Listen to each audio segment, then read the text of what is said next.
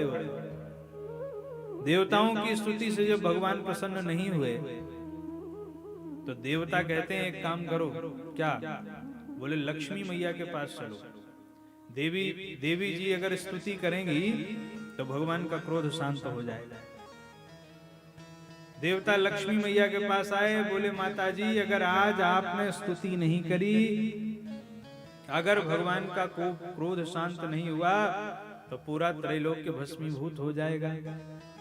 लक्ष्मी मैया कहती हैं अरे मेरे लिए तो बाएं हाथ का खेल है, अभी चलती हूँ, मैं अपने स्वामी का स्वभाव जानती हूँ, तो मैं अभी स्तुति करूंगी वो प्रसन्न हो जाएंगे। लक्ष्मी जी ने सुंदर 16 श्रृंगार किया, आरती की थाल सजाई, और जब भगवान नरसिंह की आरती उतारने के लिए आई, जैसे ही आरती की थाल ऊपर उठाई वैसे ही नरसिंह भगवान ने जोर की दहाड़ लगाई, और जैसे ही नरसिंह भगवान ने दहाड़ लगाई तो आरती की थाल को भगवान पर ही फेंक दिया, और दैया मैया करती हुई भाग खड़ी हुई, बोले हे भगवान, अपने स्वामी का ऐसा स्वरूप मैंने आज के पहले कभी नहीं देखा। लक्ष्मी जी भी भाग गई। अब क्या हुआ? देवताओं ने अब प्रहलाद जी की ओर देखा कि भैया प्रहलाद, तेरे लिए ही भगवान ने ऐसा रूप बनाया है, आज अगर तू ही भगवान की स्तुति करेगा तो शायद भगवान प्रसन्न हो जाए। नहीं, भगवान अब किसी और की स्तुति से प्रसन्न होने वाले नहीं हैं। जब देवताओं ने ऐसा कहा तब प्रहलाद जी भगवान के पास आए, और प्रहलाद जी भगवान के पास आकर के भगवान के चरणों में ही आकर के लेटे। प्रहलाद जी भगवान के चरणों में जब लेटे, स्वपाद मूले पतितं तमर्भकं विलोक्य देवः कृपया परिप्लुतः। भगवान को बड़ी दया आई। उत्थाप्य तच्छीष्ण्य दधात् कराम्बुजम् कालाहि वेत्रस्तधियां कृता भयम्। जैसे प्रहलाद जी भगवान के चरणों में लेटे, आनंद हो गया। भगवान ने प्रहलाद जी को उठाया और प्रहलाद जी को उठाकर अपने गोद में बैठा लिया, और गोद में बैठा करके भगवान अपने कर कमलों से प्रहलाद जी के शीश को सहलाने लगे। अपनी जिह्वा से भगवान प्रहलाद जी के कपोल को चूमने लगे। ऐसा प्रेम बरसाया भगवान ने कि देवता सब खड़े आकाश में और धन्य हो प्रभु, धन्य हो प्रभु, भगवान की स्तुति कर रहे हैं। भगवान अपने कर कमलों से प्रहलाद जी के शीश को सहला रहे हैं, अपनी जिह्वा से प्रहलाद जी के कपोलों को चूम रहे हैं, और ठाकुर जी कह रहे हैं, बोले प्रभु प्यारे अंग कोमल तुम्हारे, दुष्ट असुरों ने मारे मम एक नाम गाने में। गिरते गिराए तुम्हें जल में डुबाए हाय, कमी नहीं राखी तुमको सताने में। मंजुल मुखार बिंद चूम चूम कहे प्रभु, क्षमा करो पुत्र हमें देर भई आने में।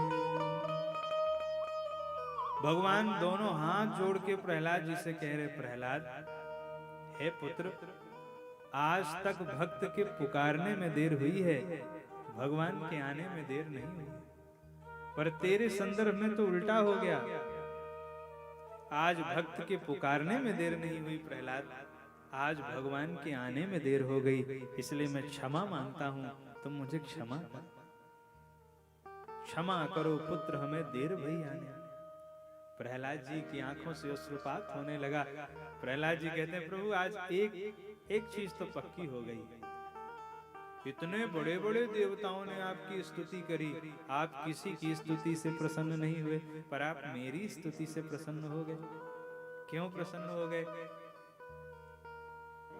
बड़े बड़े ब्रह्मादिक देवता आए, आपकी स्तुति करके गए, आप प्रसन्न नहीं हुए। हमें राक्षस का बेटा, मेरी स्तुति से आप प्रसन्न हो गए।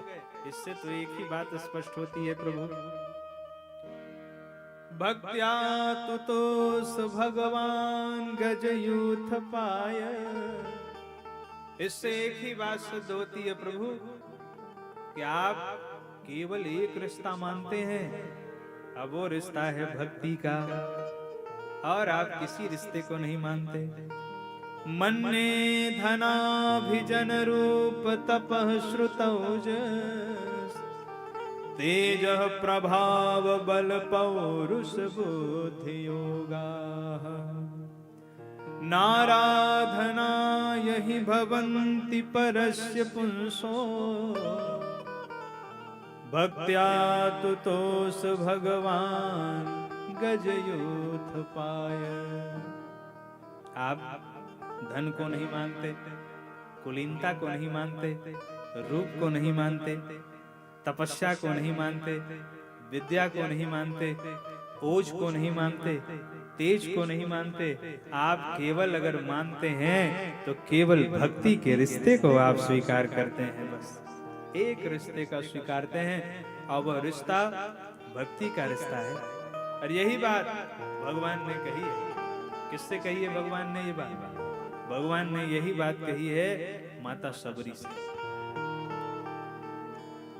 कह रघुपति सुनो भामिनी बात, कह रघुपति सुन भामिनी बात, कह रघुपति सुन भामिनी बात, कह रघुपति सुन भामिनी बात।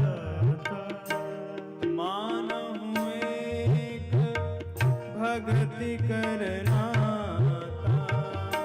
मानहु एक भक्ति करना, मानहु एक भक्ति करना,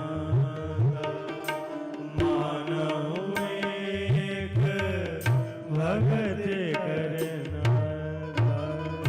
भगवान सिर्फ एक रिश्ता मानते हैं, भक्ति का। प्रहलाद जी कहते हैं प्रभु